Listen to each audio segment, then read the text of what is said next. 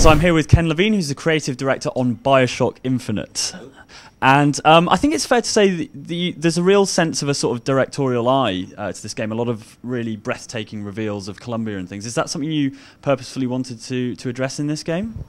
I think there's a team of people who who work on these things, and I sort of have the responsibility of sort of saying, in many cases, yes, and then we're going to have these skylines, and this is what's going to happen to them, and then some other people have to, unfortunately for them, go off and make them happen, because it's one thing to say it, and it's another thing to actually execute on it.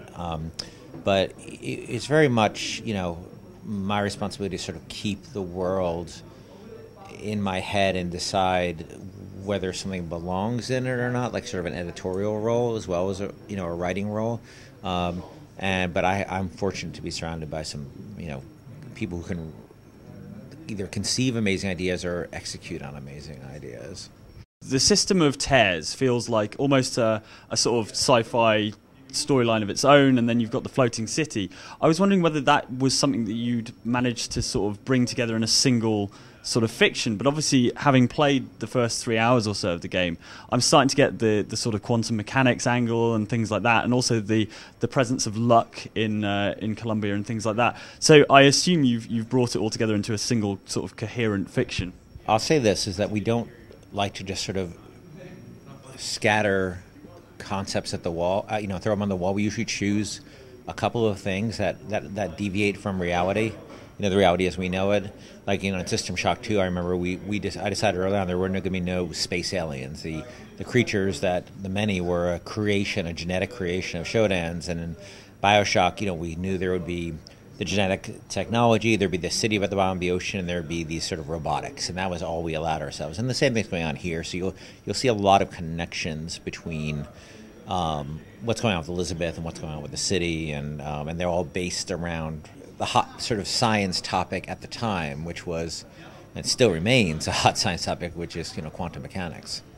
And in terms of the intro to the game, it's very, very reminiscent of the original Bioshock. I mean, there's kind of a lighthouse, and there's the equivalent of the bathysphere. I don't really want to spoil it for people, but was that a purposeful decision? Do you want to kind of reignite that, even though it's in a new setting, reignite that feeling of a Bioshock game in players from the start? I think what people are telling us as they play the game is that the game both feels incredibly similar and incredibly different at the same time, and I think that opening sort of sums that up. It's good that try not to spoil it for people, but it is very familiar, but also completely, absolutely different, and that was really the goal of this game all along. And I think one of the things I'm happiest about is hearing that that's been people's experience of it.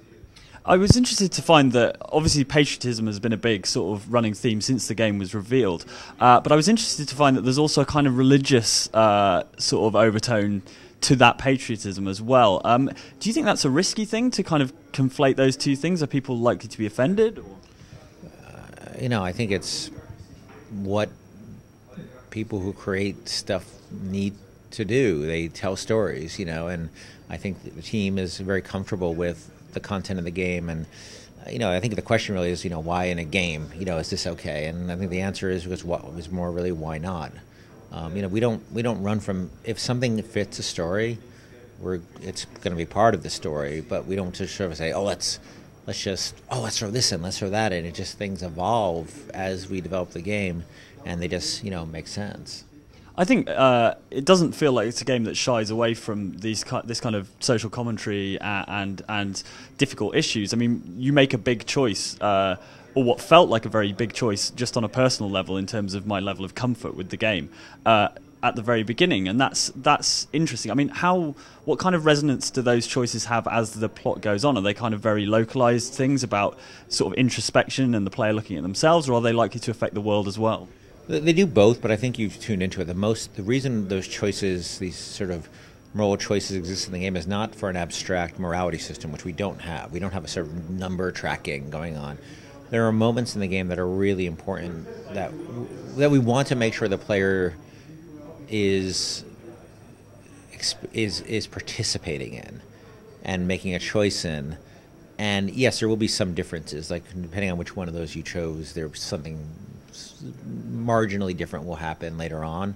But I don't want to, I'm not promising that this is some game where there's giant changes coming out of this. But the most important part is that the experience you had of making that choice and how that made you feel at that moment. And without that choice, you just would have been an observer. And so that's the effect we want to have. I know when I met you last was at the Develop Conference in 2008, talking about Bioshock and what you'd learned from that. What were the really big things you wanted to take from building Bioshock into building Bioshock Infinite? I mean, we took away some things about the combat, that we wanted more variety in the combat, and I think you'll see there's already quite a huge scale of variety in combat in this game in terms of the kind of spaces you fight in, the numbers of enemies you can encounter at once. That some of the combat is very similar to Bioshock 1, and some of it is totally different, like being on the skylines. Nothing like that. Also, I think we really focus on making sure the story is stays centered around the characters from very beginning to very end, and I think that people will be holding on in this one to the literally the last moment of the game, engaged in what's going on. That that was a very important part of the game for us, and we also, a lot of it was so much a lesson we took away. It told us things we wanted, new challenges we want to take on, like you said, like the city's alive rather than a graveyard, that we wanted you to be a character this time. We wanted you to have somebody to be engaged with, and that whole experiment with Booker and Elizabeth is one we had never done before, and that was both terrifying and exciting. There was more than one occasion where there were people on the team who would say, let's cut Elizabeth. And similarly on Bioshock 1, there are lots of people who would say, let's cut the big daddies, because when you don't know how to do something, it's always very scary, but it's an opportunity because it gives the players something new to experience, which they haven't before. And same with the skylines. People were very nervous about them because for a long time they were not very fun. And then, we were really gratified that, when we showed them at E3 last year, and a lot of people said, oh, that can't actually play that way. It's got to be some kind of cutscene, or it's just a rail you get stuck on and you can't get off. We worked very hard to make sure that system was both fun, parsable, but still entirely visceral. And I think, the teams really delivered on what we showed at that event in terms of being the actual game, not some canned experience. Do you think Bioshock is still fundamentally a shooter, even though there are now greater amounts of time where you're not interacting with the gun? Yeah, I mean, we experimented in the first game with, the opening of Bioshock 1, you don't get into combat for like 10, 15 minutes. And that was a real experiment, because, most shooters, it's like, here's your gun, go. Or they just put you through a sort of a tutorial at the very beginning. And we didn't do either one of those things. There's no tutorials in these games. I mean, you are tutorialized, but you don't even really know you're being tutorialized, which is always an important thing for me because I hate tutorials. And it's like going to school. But I think there's probably a very good half hour or so before you get into a combat in this game. But it's also one of the most densely packed experiences you've ever had in a video game in terms of the amount of content that you're experiencing and the kind of interactions outside of actual gunfights you're in. There are dozens of different kinds of interactions you can have, and that was something that was really important to us because I think first-person games tend to often just be about shooting and nothing else. And look, I love shooters; they're great, but we really wanted to make the world much broader and eclectic than that.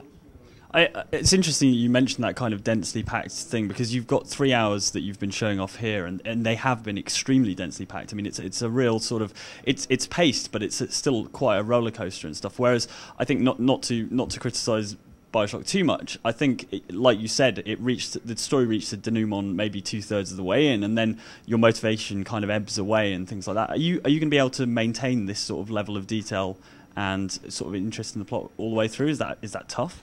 I think the plot actually gets more interesting as it goes on.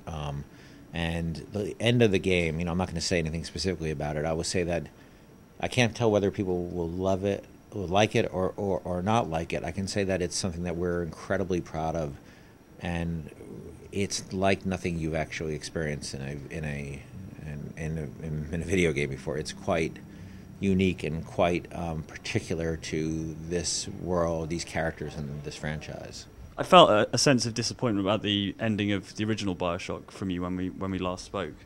Yeah, I think that you had a situation there where, you have this amazing character, and once he's gone, the story sort of loses some of its steam. And, that is something we took to heart in this game. Do you think that, talking again about the similarities between how Bioshock and Bioshock Infinite both open, do you think these kind of grand designs like Rapture and Columbia, do they need to be born out of an almost maniacal sort of ideology?